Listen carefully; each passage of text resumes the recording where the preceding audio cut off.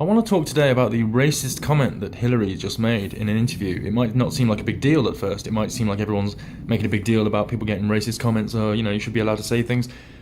But the reason it's a big deal is because it is an actual racist comment, and she is allowed to get away with it because she's a leftist and because she's Soros funded.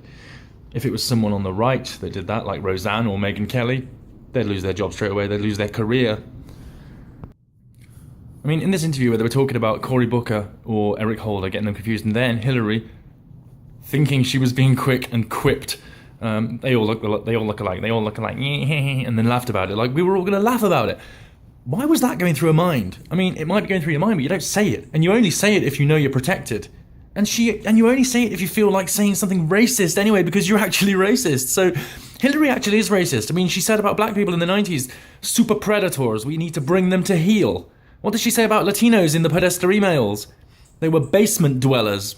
She admires Margaret Sanger, who says that black people are like weeds that need to be exterminated. She kissed Robert Byrd, the KKK Grand Cyclops. That's her friend. That's someone she admired. Oh, but Trump is the racist. Oh, but the Republicans are the racist, aren't they? The ones that actually stopped slavery. So this should be a massive scandal.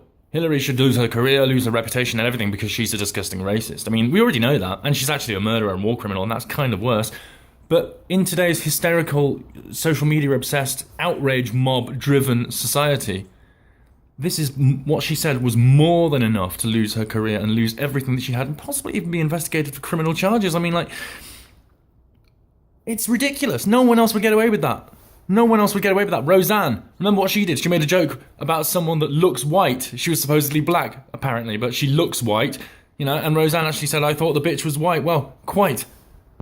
But it's not enough to just, look white now. If you say you're black, if you've got ancestry in Africa or whatever, and you look completely white, whiter than an albino dog or whatever, then, it's racist if you say that you're anything other than black.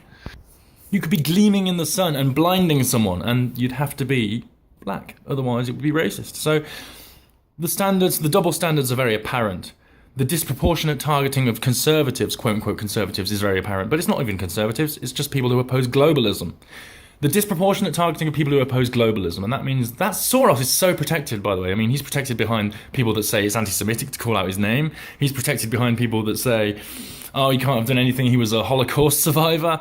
And in the interview himself, he admitted that he enjoyed those times. If you confiscate property from the Jews, you go around with the Nazis and saying, I enjoyed it at the time, and if I didn't do it, someone else would do it. That doesn't make you a Holocaust survivor.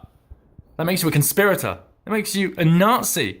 And we've got this Nazi, Soros, working with this other Nazi, Juncker, working with this other Nazi, Merkel, who's just resigned apparently, and now all the headlines are all like she's leaving her job, she's not going to be the head of the CDU party anymore, but she's still going to be until 2021. I think they need a coup. I think they need to oust her.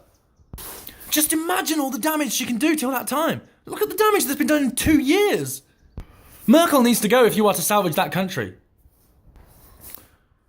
Meanwhile, in Brazil, Bolsonaro seems to have won, and now everyone's all panicky because he was a military man, he was shot, he's tough, he wants to mine the rainforest, he wants to do all this, he wants to make the country strong again, build up borders and things, and at a time when we're being attacked worldwide, at a time when the UN is trying to force a migration crisis on everyone, and terrorism, and at a time when free speech is being suppressed everywhere by globalist bureaucracies, we need a right-wing government. We need someone like Bolsonaro or Trump, someone who will defend the nation and the borders. We don't need bureaucracy. We don't need liberal governments anymore because they were liars.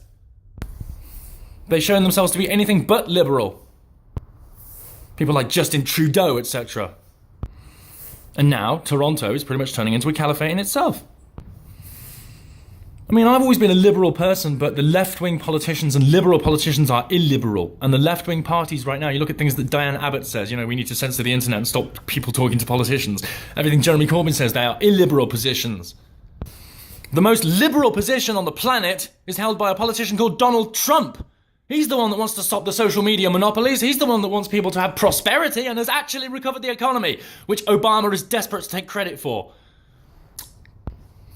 Well, ask yourself this question. If Trump is so terrible, why is Obama trying to take the credit for his economy?